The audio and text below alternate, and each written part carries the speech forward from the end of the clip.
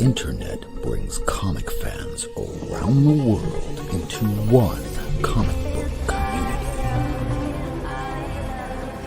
Comic creators and comic fans, tonight you are seen, heard, recognized, because comics are for everyone. It's 8 p.m. Eastern, live from Miami, Florida, broadcasting around the world. This is the Not Near Mint Show.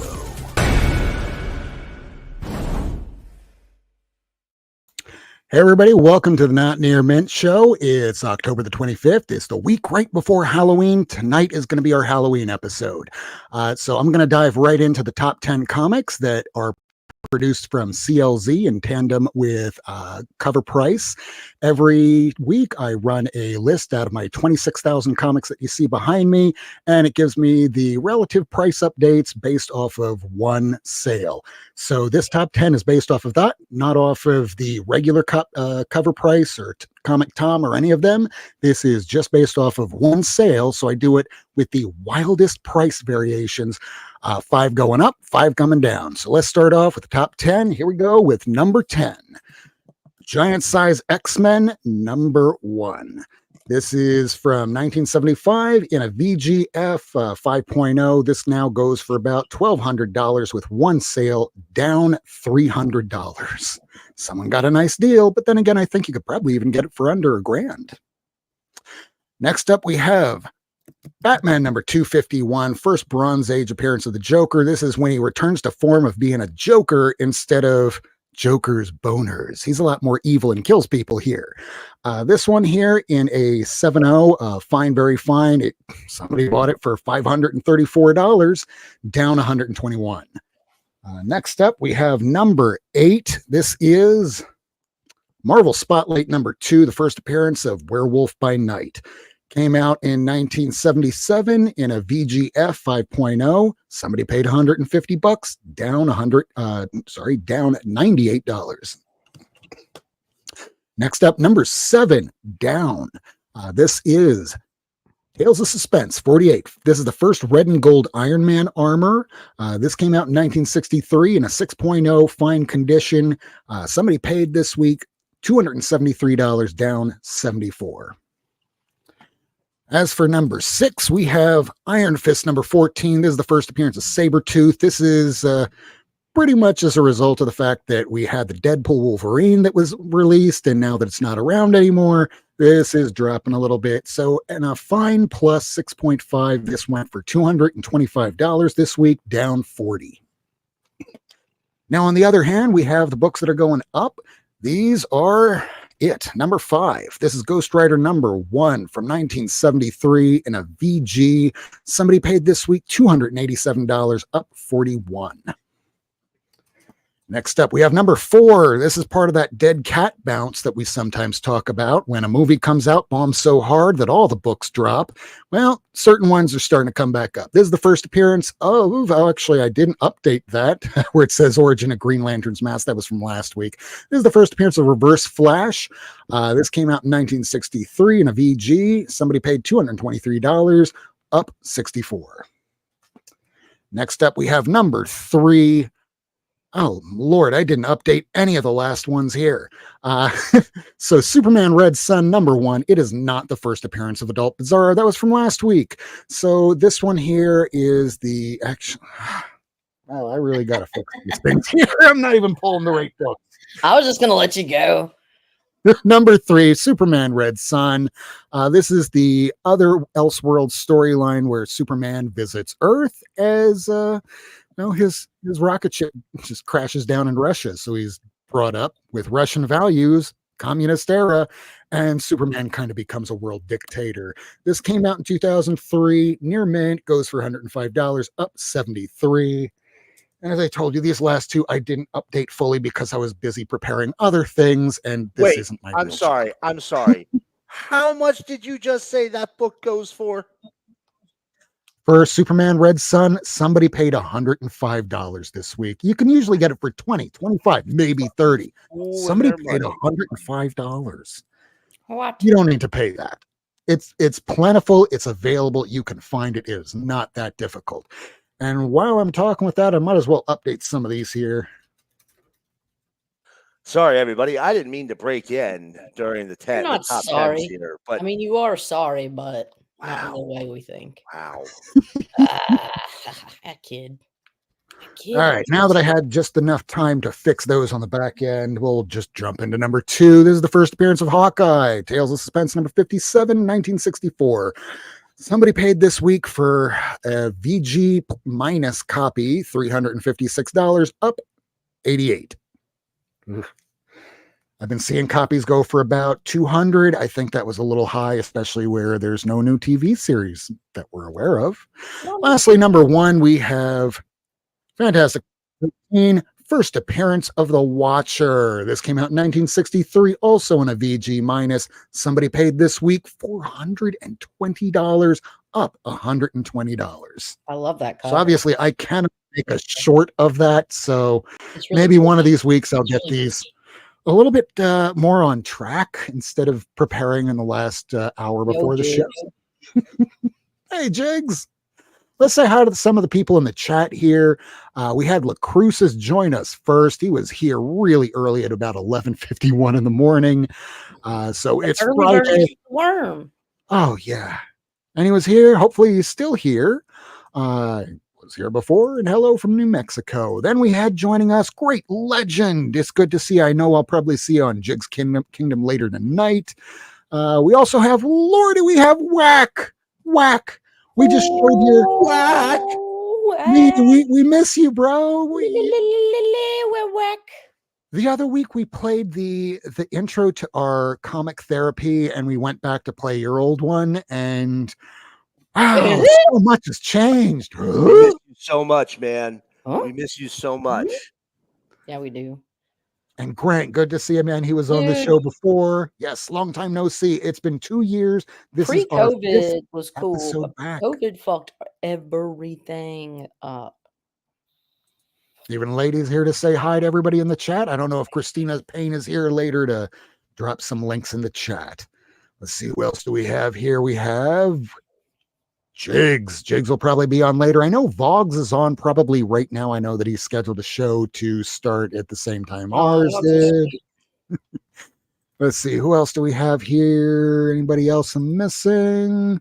All right, it's just everybody else saying hi. So before we have our special guest arrive, who should be here a little bit later in this show to talk about something very special. But before that, did anybody pick up any horror comics, pull any of them? I didn't pull a damn thing. I got one that I can show, but it's not even that much horror. I just it was a promo that I had found. It was the Hellboy Golden Army. The cool thing about it is that Mike Mignola actually writes a comic based on Guillermo del Toro's script. So it's fun that he does that little story. So other than that, it's just a fucking promo. 2008. Yeah, I've got tons of horror. You're probably better to go check my IG because I've been posting a horror every day of October. Let me check out. I always forget my IG name. So it's this Yeah, share your screen. oh girl. Okay, I could do Yeah, that. do a share screen. So let me go to my Insta. You can find Lady Fantastic here on Instagram. Let me go to my gram. And then let me go to this. And I could say, do I say settings? Or so do under present, click on that. Where's present? So you'll see mute, stop cam, settings, present, invite. Yeah, present, share screen. Present. Okay. So share screen, this one. Share. So like these are my that's not one, but I'm doing the different days of horror books for each day, and each day has a theme. So yeah, these are the different ones, but I start here, and I have been doing some of my stuff. That's awesome. Speaking of old facsimiles, Ooh. That's a great one. Old facsimiles, another one. That's Okay. cool. Anyways, let me stop sharing, and then you guys can go back. All right, Miracle Man, if you pulled any horror, otherwise I have a few creature commandos that I've been posting this week on Twitter. I didn't pull any. I actually got a huge pile of books this week. I was going to show off. I totally forgot we were going to do the Halloween thing. No, And, show us your pile of books. Yeah, Cause show us books. I don't want to. yes, you do. Team, man. Yeah, I got some good books. Hold on. I got Show some. them. They're comic books. They're four-color characters wanna that see 'em. don't exist in real life. As long as it's not war, I'm pretty sure that it's fictional in some way, and people All dress I up have that to way. show is like basically a haul that I got from McKay's, and then one other book I found at McKay's a separate time. So Stop peer pressuring me and give me the screen, sir. exactly. I'll show some books. You Enable got this it. man All right right, now. look. I'll start off with some horror-ish, right? I'm a big fan of the Chaos comics. I've been trying to finish off the entire run of Chaos books from back in the 90s. This is the Untold Tales of Chastity. As you can see, she is very chaste. What the fuck are you laughing at? Here we have You mean sorry, never mind. Donna Mia #2. Another thing I'm trying to finish off is the early 2000 Avatar books. Look, most of them are awful, but if you've watched the show, you know I love awful comics as much as I love good comics. And there's some real gems in that early Avatar stuff. Juan Jose Rip gets his start in there. In fact, I have some here with Juan Jose Rip art on them. But there are some great books in that early Avatar stuff. Now, this Dr. Sleepless, I got a bunch of these. Another Avatar book. Look at the detail on that beautiful wraparound cover. Holy crap. Oh, will you open it? Can we see the spread? Yes, Yeah. please. So the interior, Spread the or curtains open? don't match the carpet. Okay. Other way. Other way. Oh, I see what you're saying. Nope. So yeah, it's gorgeous. It's a gorgeous cover. Look at that. Oh wow. Look at that. Love it. And here's the beautiful thing. I didn't just get one Dr. Sleepless book with that beautiful wraparound cover. I got several Dr. Sleepless books with these gorgeous. This is actually quite nice. I love. First of all, look, if you're a woman who wears these boots, I would like to marry you. Just No, stop talking. Go to jail. That's fair. Now, I got another. Here we go. Look at this one. Look at this fucking thing. Look at that. Oh, fun. Look at that. Now, unfortunately, this book was written by somebody who ended up being a big fucking disappointment to me. But the art's great. And if you buy the back issues, it ain't like he's getting paid. So, you know, but, and then unfortunately, that was the only copy I could find of that particular issue. So I got it. More Avatar. This one, very early Juan Jose Rip. Also forget that guy. But very early Juan Jose Rip. Look at that beauty of a cover. Look at that. And then I bought this thinking of you and Lady, Rob. Aw. What was it? Something terrible? No, Captain Storm #3 okay. for $2. That's really cool. It's a good deal, right? Lucky. It's not. I mean, it's it's not. It's got some Whatever, writing. it's been loved, but still. Right. It's a beautiful book. And then again, another early Avatar book. This is one of their rare color books from the earlies. Evangeline Bad Blood. Evangeline was an image, and then I think like an awesome character, and then like ended up over here. And as you can see again from her outfit, another very chaste lady. And then I like my weird books, right? Y'all know I like my weird books, right? No, we know nothing about this.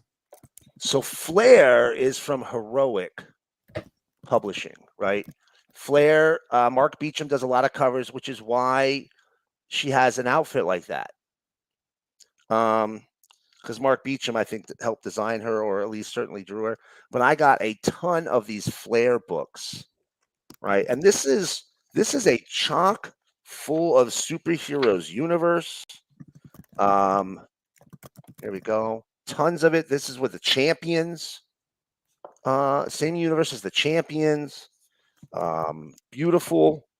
I mean, okay, you know, they're like Kickstarter level comics, really, but they're maybe a step above, you know. But they're fun. They're fun. This is if this is the closest you're gonna get to Bronze Age books today, right? And then again, some weird books, right? FemForce. I've been trying to finish all the FemForce books. Dude, Really have hard. you seen the FemForce with fucking Frankenstein on it? Yes. Yes. I have that one. You don't have it, or do I you? do. I might have two. I never saw that before, and it's freaking beautiful. Is that Dave Stevens? This is not a Dave Stevens. This is actually the publisher, Bill Black. Bill Black started publishing zines back in the 70s under a company called Paragon. That was the original company. Yeah, okay. It's all the same characters as FemForce, except they were naked. But all the same characters. And then I came across, are you familiar with a character named Razor? No. She's a rather They started off She, right? No, Razor was she had a crossover with She. Razor was published by London Night Studios. I can't show you what's underneath this paper. Oh. Okay. I can wait, hold on. I can show you a little. Okay. That's all you get. All right. But this is one of the hardest series to find with Razor from London Night Studios, and you'll see why here in a second. First of all, that's a pretty badass cover. That's ill. Right? Yeah. This one's okay. This one's an okay cover. Okay. I'm about to show you one of the greatest comic book covers in modern comics history. Okay. And look, I get it. Before I put it up, I get it. Now, we want to talk about.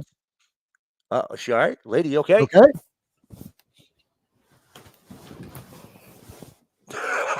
Don't die. Was there a hurricane? Was there an earthquake? Rule number one. Anyway, so look, there's a lot of things going on this cover, right? But it's an homage to pre-code books.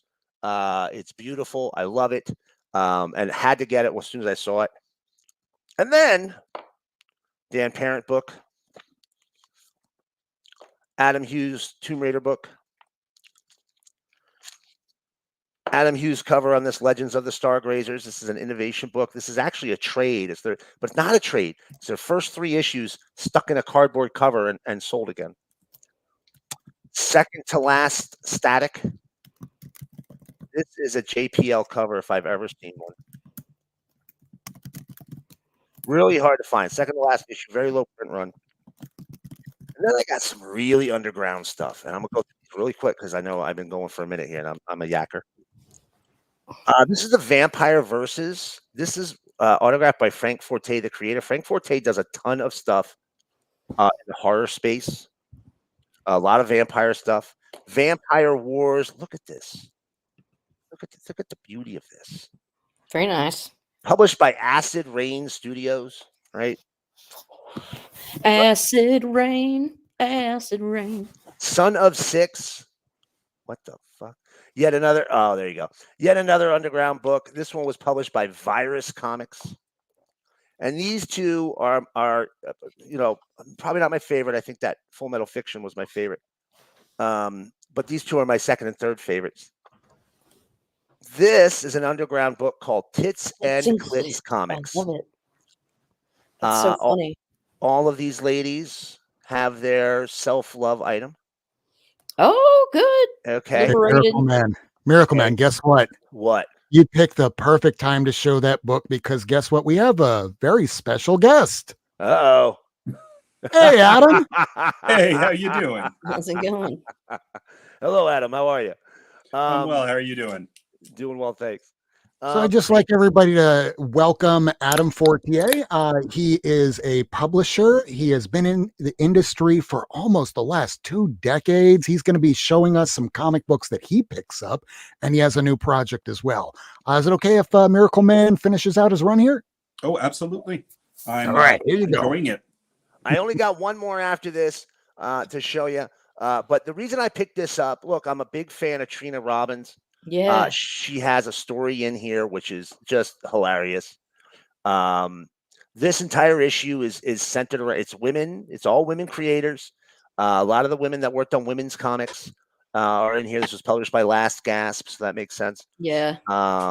It's all centered around ladies and their Needs being And met. then the last one, which again, another underground. Okay, can't show you the back cover. No, Front you shouldn't. cover, wild enough. All right. Again, a Last Gas book. Check this out. Nice. Sexy stories from the world religions. Okay. Just look at the insanity going And on the in this cover. blasphemy. I A lot of love it. blasphemy too. Yeah, there's No, I'm definitely here for a it. lot of that. There's definitely a lot of that. Good Lord. You have meddled with the primal forces of nature. Look, it's a Last Gasp book. If it says Last Gasp, more than likely it's going to be a pretty freaking wild book. It was an underground publisher, did a lot of underground books. This one is no exception. It's pretty ridiculous. And I highly recommend, if you have an opportunity to pick one of these up and read it, I think they only had 2 issues, go ahead and give it a shot because it's wild. And that's it. Awesome. So again, I'd like everybody in the audience to please welcome Adam Fortier. I've been talking to him for a few years now, and he has this new project. It's really awesome that I've been hearing about for a little while. I dropped the Kickstarter right down there in the bottom, and if you can find it in the bio, it's down there in the breadbasket, so you can click that. But man, you've been working on this for a while, and I know that you have some horror comics that you've been working on with that. So did you have anything that you wanted to show? Yeah, sure. I'll show you some funds. Now, okay, so I'll tell you what. So I have access at my fingertips to around like probably about 250 horror comics. What? What genre are we looking for? Like what? Give me a Bronze Age DC. no. Okay, hold on. This is gold age pre-code horror. All Tales of the Crypt. EC. All right, that one I can do. Here we go. Sorry, guys, I have to go into my box of goodies here. I told y'all what he is going to be showing tonight. He's in a different weight class as a collector than the rest of us. I don't have an Avengers 1 even yet, but he's going to be showing some things here that, yeah, I can't even hope to get. Here's a couple of fun anytime soon. ones. This is a good. What number? This one is number 35. Year? Oh, and cover by whom? Yeah, so Mike Davis? this is a fun one. So Tales from the Crypt is a fun title because some of the numbers actually occur twice. Interesting. Would you like to know why? Yes. Yes, please. Because Absolutely. back in the day of newsstand, you had to pay more if you wanted to register a new title. So what happened was they would just reuse the same titles over and over again. And this is why, literally, like if you go to EC Comics, what is it? Vault of Horror used to be Gunslinger. So it used to be a Western series. Yes. And then it turned into a horror series. And it was done that way because they didn't want to have to pay the fee again to re-register it.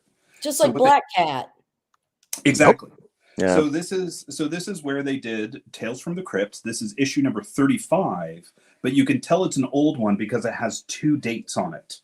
And so this is Tales from the Crypt when it was published bi-monthly, which means every other month. And so the publication is April and May. But if you actually go further, you can see like here's a here's a Tales from the Crypt number 38 with just one date on it. And so you can tell it's the later one because as they gained in popularity, they started publishing them monthly. So there you go. That's a fun one. Now, all right, here. Let's tell you what. Let me choose one that tickles my funny bone for you here.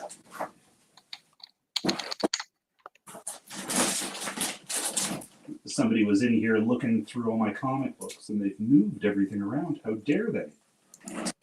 Here you go. Here's a fun one. So, do you guys know Punch Comics at all? Yeah. Yeah.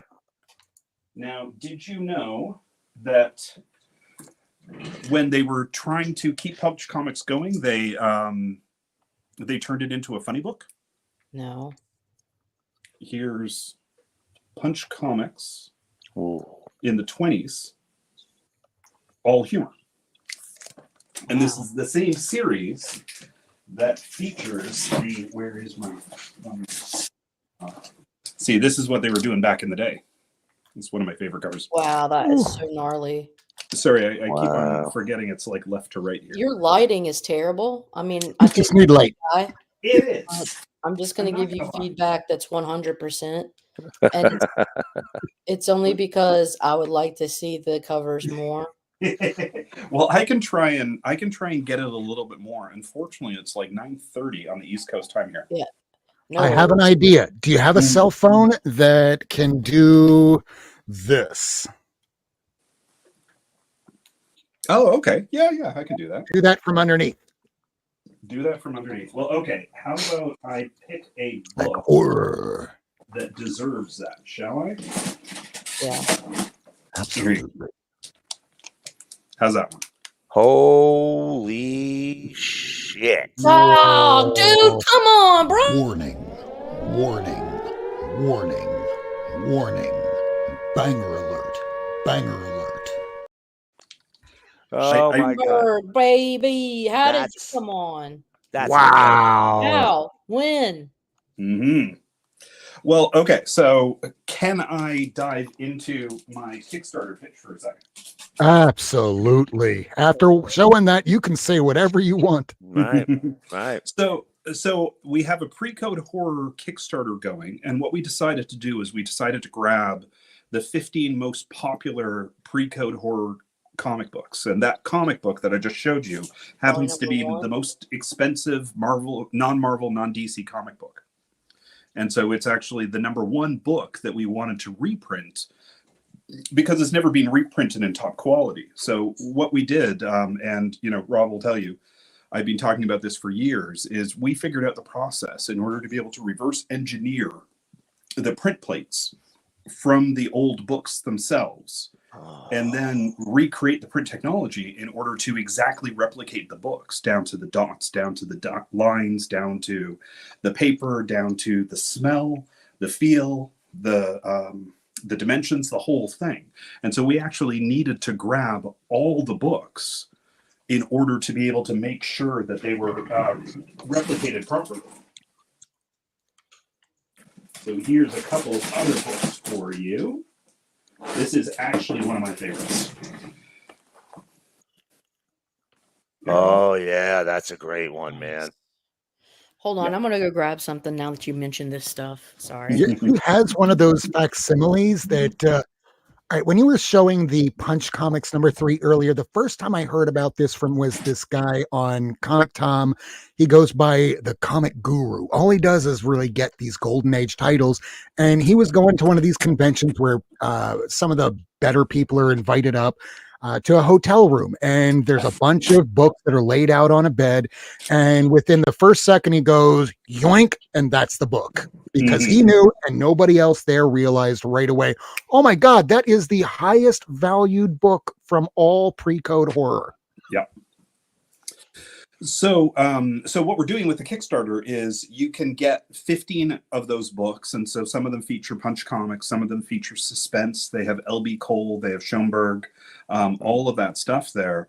But what we've also done that's really cool is we actually sell the complete run. So you can actually buy the entire run of Punch Comics Huh. You can buy the entire run of this is one of my personal favorites here. I'll give you this one here.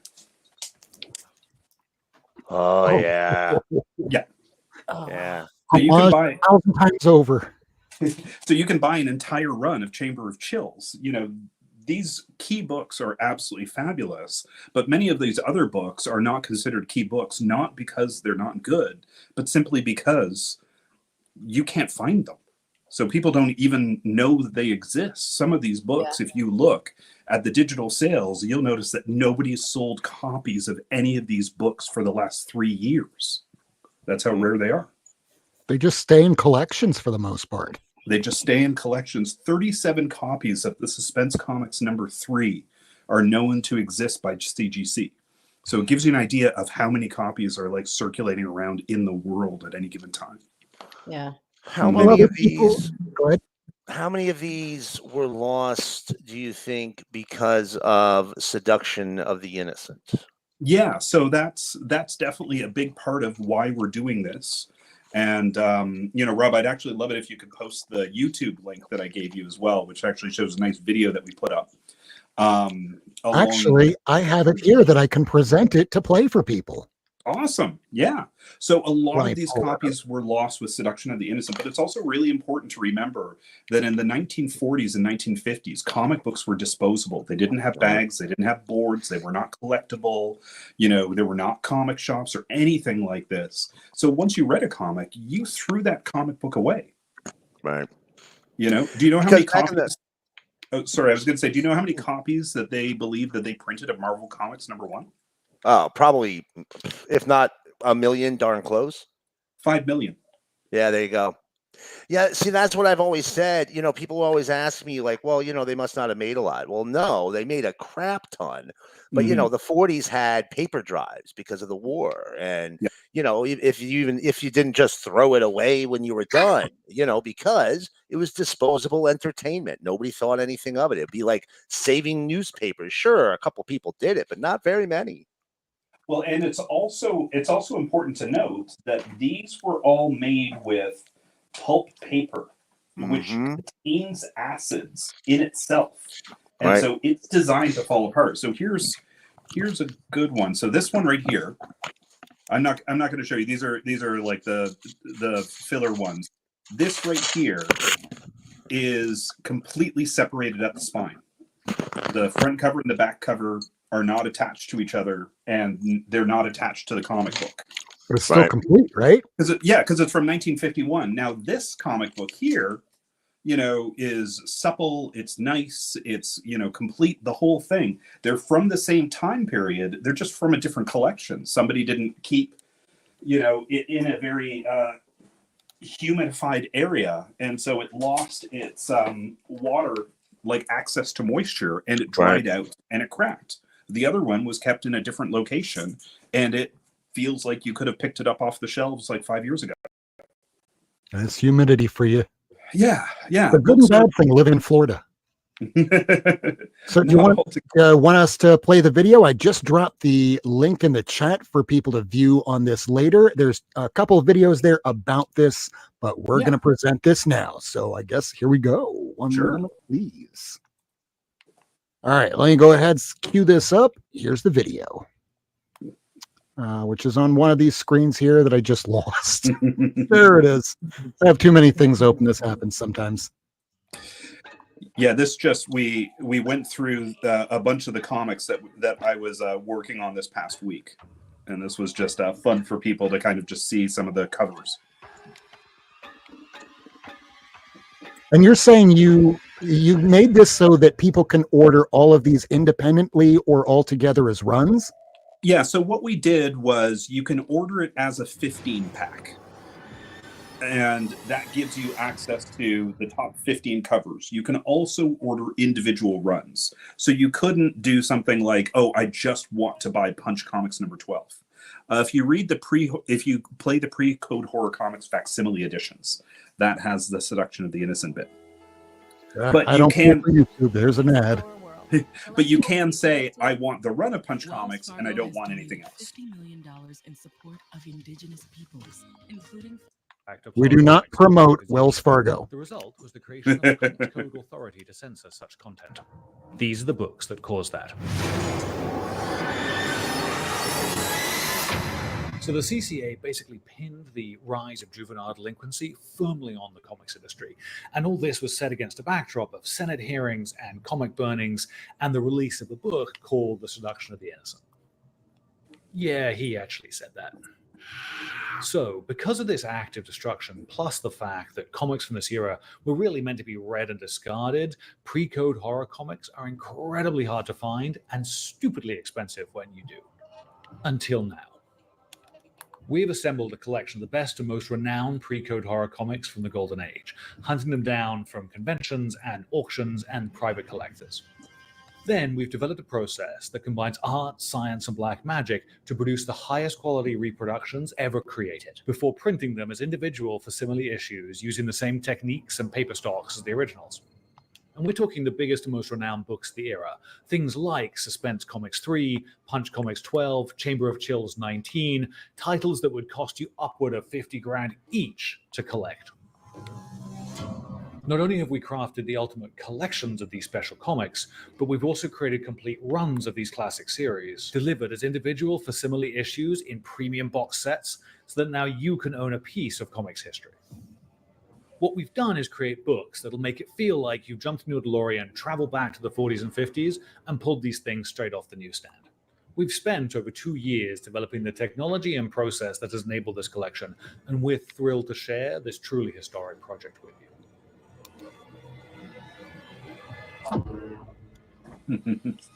So that is amazing, and I don't want to step on anything here. I want to give you a chance to see, but I have to say, I am trained, or I went to school for printing. Okay. I graduated back in the early 2000s, so I really future-proofed my career. And you said the paper. Because I don't know if people realize how significant that actually is. Because that paper is not like you don't just walk into Staples and buy it. Right? No, we actually had to create the paper from scratch because it hasn't been created in decades. Yeah. That paper is just, it doesn't exist. And so did you have to figure out like the compounds, or how did you try to replicate it? Yeah, so we work with some of the best printers in the world, and so really it was down to thickness, it was down to absorption, it was down to texture and tactile feel, and ultimately what we did was we came up with a mixture that kind of like hit it on the spot. I mean, I have to tell you, it's like we printed 6 samples, we did blind tests, we did, the feeling of them, we did the rubbing, the whole thing, over a span of about 6 months to make sure that it felt like exactly the same. It's, as you said, you went to school for printing, so you will understand this, but fundamentally until about the 1980s, printing was done in the same way. It was done CMYK. It was done with different color plates. Right. When you print a comic book, you don't just put a piece of paper in and an image comes out. You first print the cyan, then the magenta, then the yellow, then the black. Well, It's black first. Sorry, I actually totally reversed those.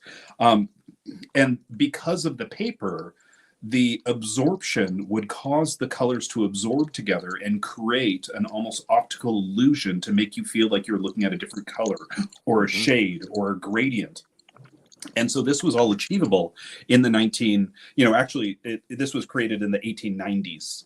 And they used them in comic books. So the one thing that really has always bothered me about facsimile editions is they're pretty much always recolored, and they're vectored and they're flattened, and it doesn't look like the original stuff. It looks like somebody did a version of Mona Lisa and said, yeah, it's close enough, don't worry about it.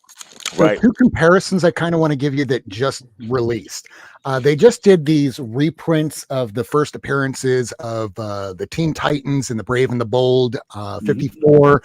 And when you look at it side by side, the reprint of it looks like they took the levels in Photoshop and just ramped it all the way up where it looks like the inker just ruined the lines of everything. printing. And then they just released a few weeks ago for the Batman Day, the Detective 27 facsimile. It was oversized like the original Golden Age, and it had newsprint.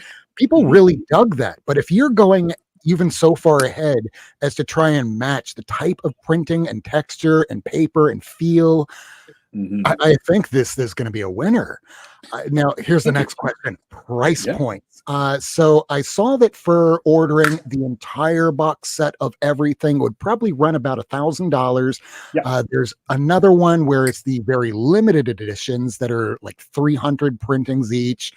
But then you're talking about the individual, the 15, the frightful 15, the vile 15.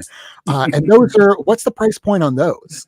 It's $150. Essentially, it works out to about $10 a book. And so we thought very long and hard about the price point. And part of it is they're 64-page books. They're Golden Age. They're oversized. And so, we're not... Nowadays, when you buy a comic book, you buy something called 32 self-cover. And what that means is the cover of the comic book is printed on the same paper as the interiors. And so they print them in 32-page chunks. And so when you buy a comic book nowadays, it's 32 pages, all one paper type. It used to be 32-page plus cover, which makes it 36 pages. The books back in the old days had 64 pages plus cover, which makes them 68 in total.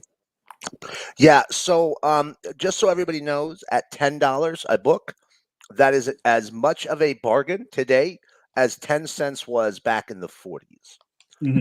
I have to ask you, now you said you're matching, so, and you're doing the plates, so this is going to be a lithographic process. You're not going digital at all, right? No, there's aspects that are digital of this, but not fundamentally.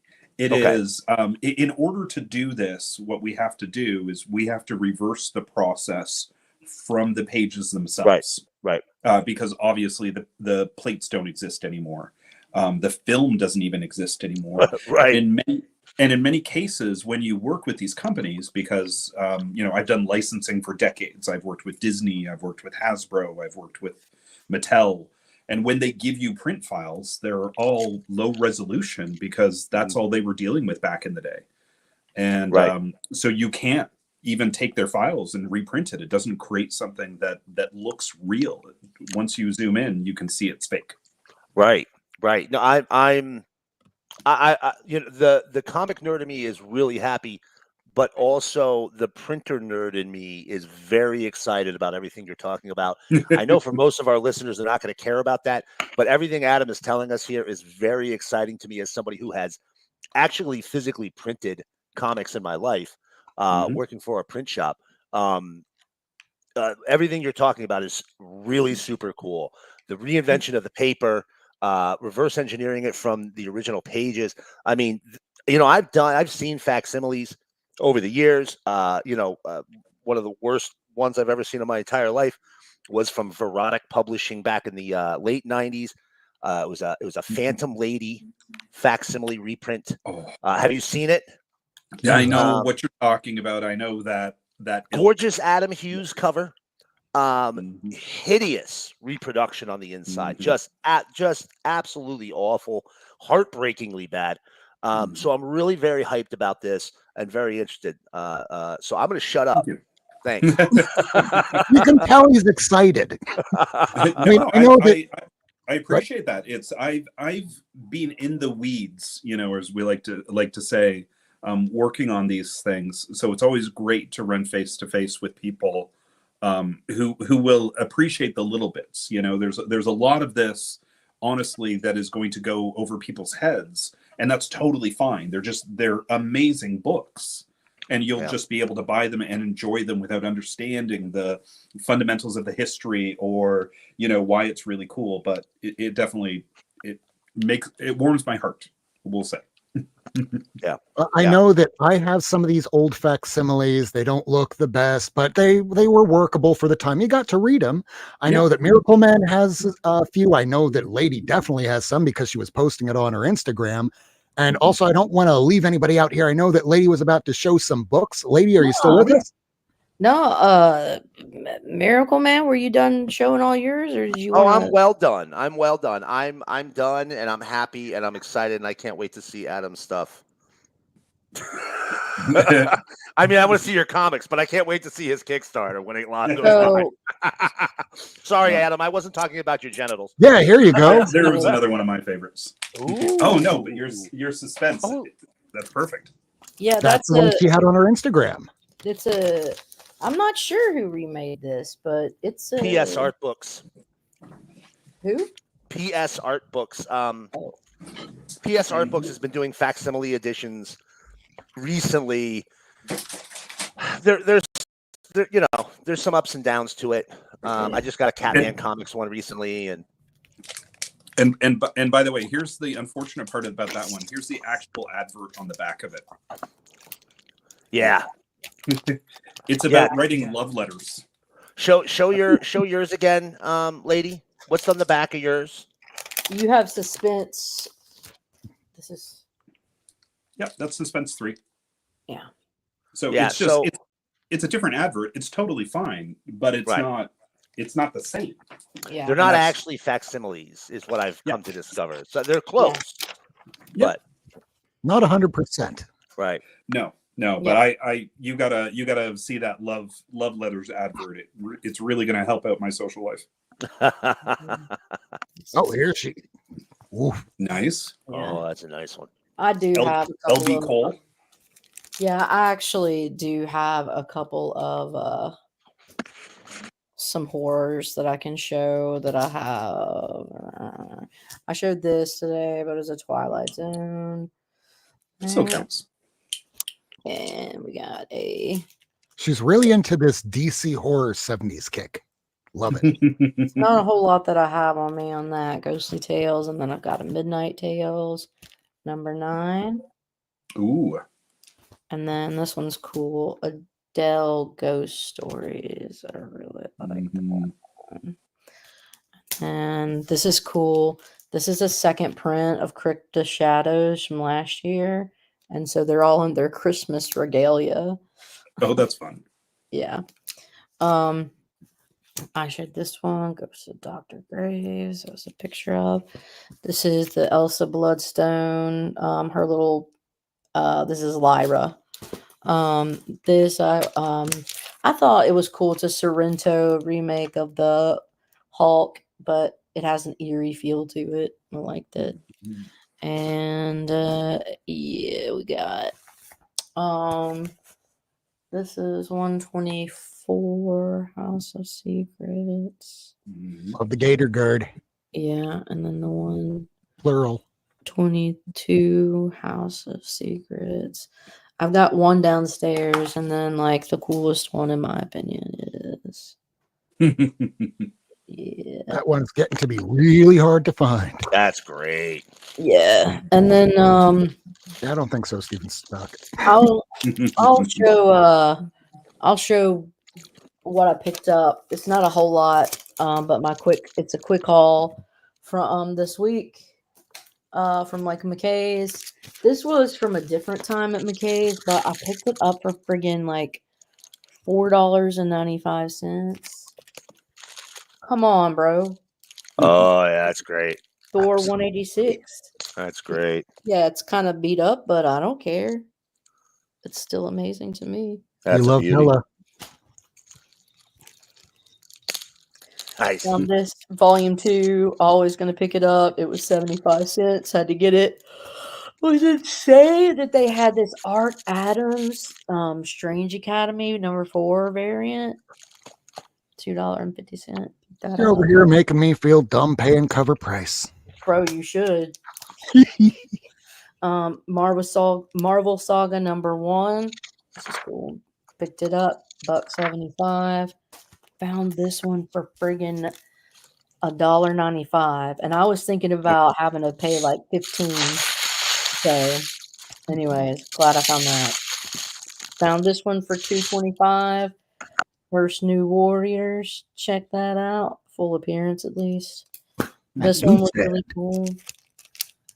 Cheyenne Kid 87. I just love this Western art. To me, this is really cool. Another company notorious for keeping the numbering when changing the title. Right. And then this is amazing. This is like Ryan Stegman art with like Kelly Sue DeConnick writing. Women of Marvel, Sif. It's like a one shot. But it's rad. These were 50-cent bin finds. Doctor Strange #1. Got Phoenix #1. I found New Agents of Atlas #1, second print. It's like a $40-$50 book. New Agents of That one's a Atlas $30 book. #1, first print. 50-cent bin. All right, that's all I got. Wow. All right, I guess I can show a few things here. Oh, here's Miracleman. So, while we were talking, I remembered I had something That'll sitting be in cool, right? storage that I hadn't pulled out yet since I got them. A while ago, I picked up same company, PSR Books, did this thing where you would get a print and a facsimile of the book, and I did all the Phantom Ladies that they did because let's be honest, I'm never going to afford a Matt Baker original.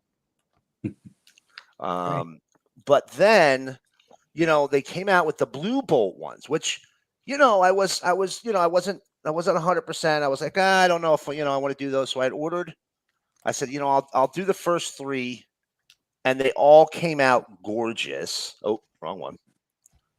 They all came out gorgeous. But, as I was saying, they're not quite actual facsimiles, I've come to find out. Right? They're really close, and they're a pretty high quality production. I gotta give them that. I mean, look, the color separation's done well. It's a nice paper stock, but this isn't what these comics were. This is an art piece, not a comic. If that makes sense, right? It feels like they worked on the tint and the hue, and it's just oversaturated. Very much so. Very much so. This is actually closer to the original cover than this. And you can see there's quite a bit of color difference right there. And the line difference. Right. And now look, if you want to buy, cost-effective, pretty close facsimiles of Golden Age books, these PSR books are great options. I think each one of these cost me like $20. And I pre-ordered them, so I got them for like 14 or 13 or something. So the print and the book, that's not bad. But I'm real excited to see what you're putting out, man. Anyway, sorry, go ahead. No, it's all right. All right, so here are some of my pickups along with some of the war books that I'm going to classify as a little bit more horror-ish. So we're going to start with, let's pick this up for $10. This is Terminator #1, first appearance of the Terminator, newsstand edition. Very cool. Nice grab. And we have Paladin in his first solo. Then we have, and this was the first concert that my parents went to go see as a couple. Aww. Alice Cooper. Try explaining that to the kids. Oh, wait, they did. True love. Cool. Not as cool as Forbush, man. Oh, no, don't die. Rule #1. And we have, this is definitely a Halloween costume if I've ever seen one. The only reason why I know who this character is because of Grant Morrison's Animal Man. First appearance of the Bawana Beast. I love him. Hey, Comics at Law. Good to see you, Ricky Ricardo Vacas.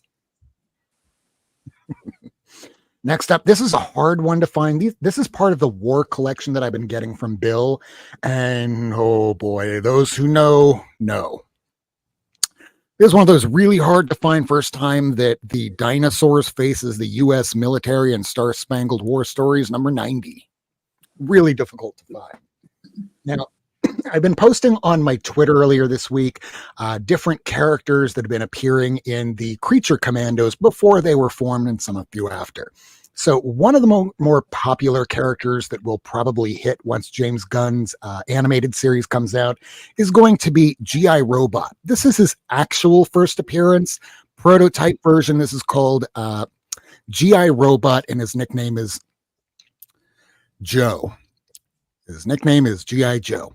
So G.I. Joe's first appearance is right here. This is Star Spangled War Stories number 101. Then we're going to jump a little further ahead because there were several different versions of this prototype. So the next version was the first appearance of Mac number 2. This is Star Spangled War Stories number 127, and this is the only copy I have in my entire collection signed by Joe Kubert. All right, and you can't have a Creature Commandos if you don't have the Primate Platoon. Yeah, I don't believe all apes are Nazis either. Most just want to eat berries and, hunt for fish, not humans. This is the first actual appearance of the Creature Commandos, and new series is now out by DC. First issue has a cover by Jim Lee. Here's the second appearance of the Creature Commandos. They skip a few issues up to 97 for that. Next, we have Dr. Medusa. Now, in post-crisis, they just call her regular old Medusa. And here we have the first actor. How rude is that? What was that?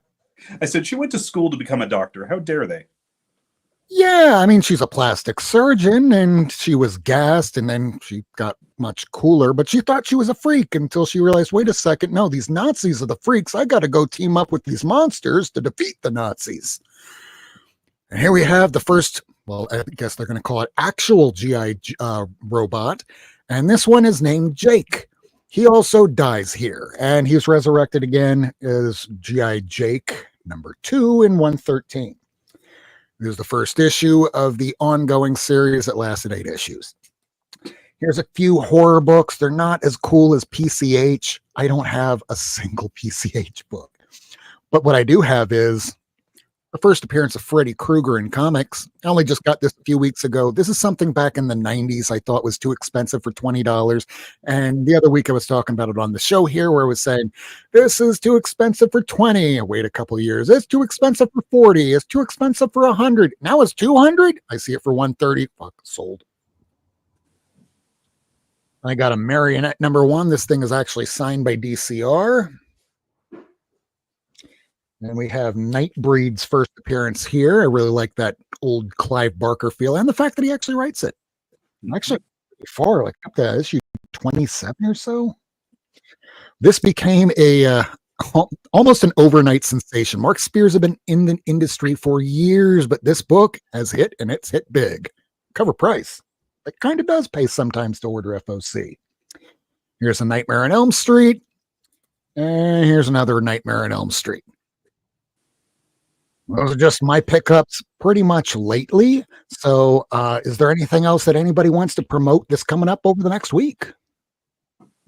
I think we should start with Adam. Adam, is there any that you're going to appear next on YouTube in promoting the new book? Oh, good God. I have no idea. I don't keep track of that thing. They just tell me where to show up. But our Kickstarter does go live 9 a.m. East Coast time on Tuesday. This coming Tuesday. Yes, this coming Tuesday. And if you order within the first 24 hours, I believe you will actually get a poster of Suspense Comics number 3. Mm-hmm. Which I'm gonna make a bet. I'm gonna see how many people will actually post it in their house, and whether or not they'll stay married after they post it in their house. I'm not married, so it'll work. Absolutely. Just don't bring people home and point out your poster. That might be awkward. Yeah, if you have like a head cut off of a woman with the axe and that Suspense Stories number 21, yeah, maybe people won't want to go. Do you also, I don't know, do you own any Hitler art? What about Manson? Oh man, no. So that's going to happen. As I said, on Tuesday, 9 a.m. East Coast time. Definitely, it'll be going for 30 days. Please feel free to drop in. If you have any questions or thoughts, just, send them on over. We're happy to chat with anybody. All right. Lady, anything coming up for you? Any appearances on any YouTube? I mean, I'll be around if you see me, That's all I can say. I'm mysterious like that. All right. Miracleman, you got anything? Nah, man, you know me. I don't really do anything but buy comics, read comics, and talk about comics. I gotcha. Well, I'm going to close out the show. We're at the 1 hour mark, so this will last you about 2 minutes. Here it is, your moment of zen. This is new comic book day pickups from Wednesday, and it's done to the nice music of Tom Exo, Fairy Tales. Thank you all for joining us. We will be back next week at our usual time, 9 p.m. Eastern. And this is just our new time now because right now we're going to be having at 10 p.m. Eastern the low grades. I know that Biggie Shack is already doing it right now. So thank you all for joining us. Here it is, your moment of zen. This is the new comic book day books from this week.